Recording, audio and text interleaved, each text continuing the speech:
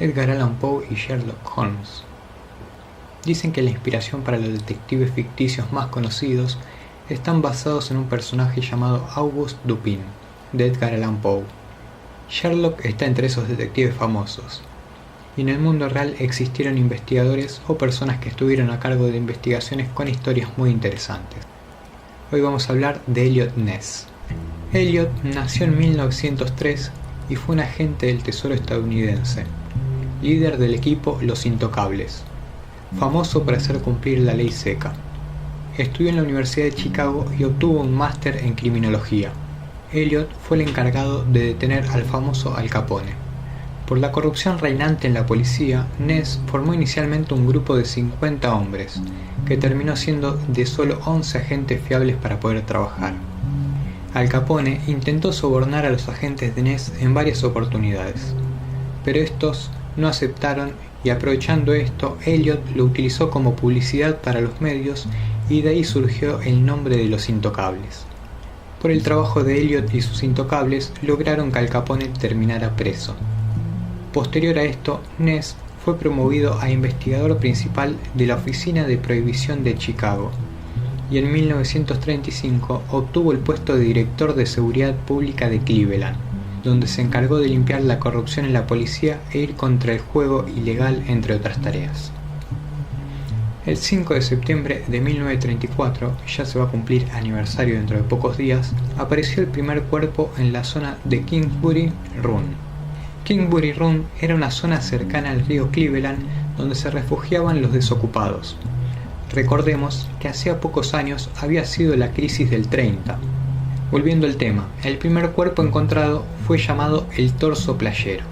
Era un cadáver que había sido mutilado y los brazos y cabeza nunca fueron encontrados.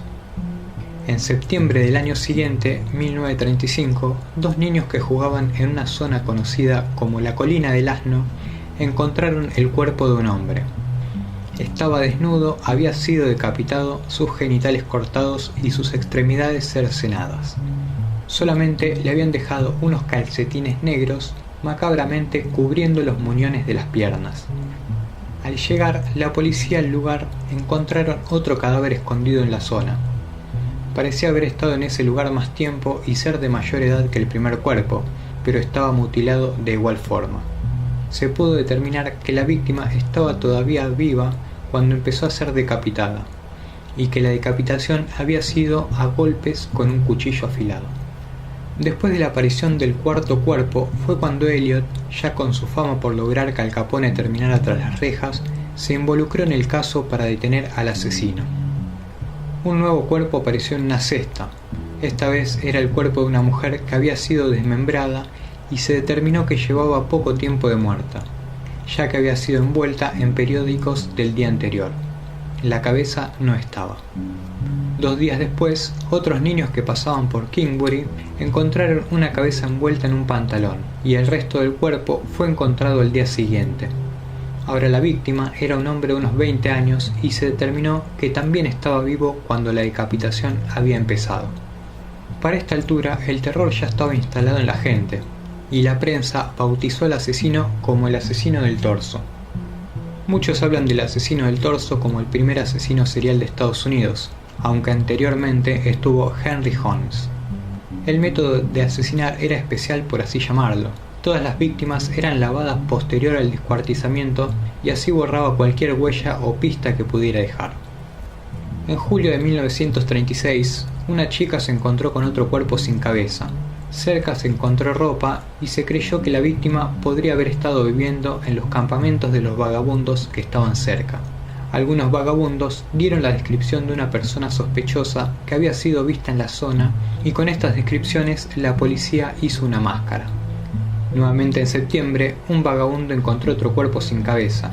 Cuando la policía lo analizó, se dieron cuenta que el cuerpo no llevaba más de 5 horas muerto. Al asesino del torso se le atribuyeron 12 asesinatos entre hombres y mujeres de clase baja. Como les cortaba la cabeza y manos, solo 2 de las víctimas pudieron ser identificadas. La policía sospechaba que las víctimas eran personas sin hogar y prostitutas. La investigación duró más de 10 años en total y se tuvo 10 sospechosos. Se creía que podría ser alguien con entrenamiento médico que tendría acceso a drogas para incapacitar a las víctimas y así decapitarlas mientras aún estaban con vida. El asesino del torso hacía sus macabras acciones y desaparecía sin dejar pistas. Elliot, ahora sin la ayuda de sus intocables y estando en una situación completamente distinta a investigar gángster y encontrar cervecerías clandestinas, empezó a desanimarse. Se encontraron más cadáveres en un basurero y para más burla hacia la policía y Elliot, el asesino enviaba cartas. Uno de los cadáveres era el de una mujer que, según el forense, estuvo un tiempo guardado en un refrigerador. Tal fue la desesperación de Elliot que, utilizando técnicas propias de los intocables, ordenó incendiar el asentamiento de los vagabundos. Fue un incendio muy grande donde se quemaron casas precarias de madera. Ese fue el fin de Kingsbury Run. Elliot también había ordenado arrestar a la gente que estuviese en la zona, logrando así un total de 60 detenidos. La sociedad condenó estas acciones de Elliot. Ness siguió con el caso, hasta detener a un médico llamado Frank Sweeney. Elliot creía que Frank era el asesino, así que fue interrogado y torturado, pero siempre negó todo. A Elliot no le quedó más que dejar libre a Frank por faltas de pruebas, y al poco tiempo Frank se internó en un instituto psiquiátrico. Hay que mencionar que Frank Sweeney era hermano de un político muy importante de la época. Cuando Frank se internó, los crímenes se detuvieron. Si bien esto no aseguraba que Frank era el asesino, también le daba puntos extra a la posibilidad de que sí lo fuera. Voy a hacer un paréntesis para mencionar a Frank Dolezal, otro detenido acusado de ser el asesino del torso. A diferencia de Frank Sweeney, él no tenía un hermano político ni era médico, era un albañil inmigrante. Dolezal fue interrogado intensamente, ya deben suponer qué quiero decir con intensamente, hasta que admitió ser el asesino. Cuando la policía empezó a investigar sus confesiones, se dieron cuenta que no concordaban con la realidad y que no podrían tener un caso fuerte en contra de él en un juicio. Pero no importa, unos días antes del juicio fue encontrado muerto en su celda por un aparente suicidio. En el 2010, Frank Dolezal fue exonerado de los asesinatos que se le acusaban y se cree que fue asesinado en su celda. Por más que los asesinatos pararan, Elliot no pudo detener al asesino del torso.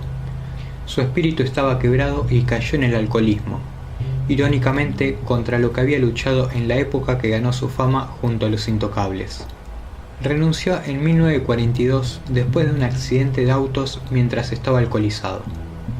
10 años después de que el asesino del torso dejara de matar, Elliot recibió varias cartas desde una institución mental donde alguien se burlaba de él y hacía referencias a los asesinatos.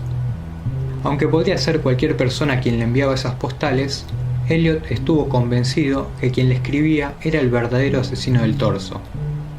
Pero para ese entonces ya no importaba. El asesino quedó libre, Elliot nunca se recuperó y el caso no se cerró.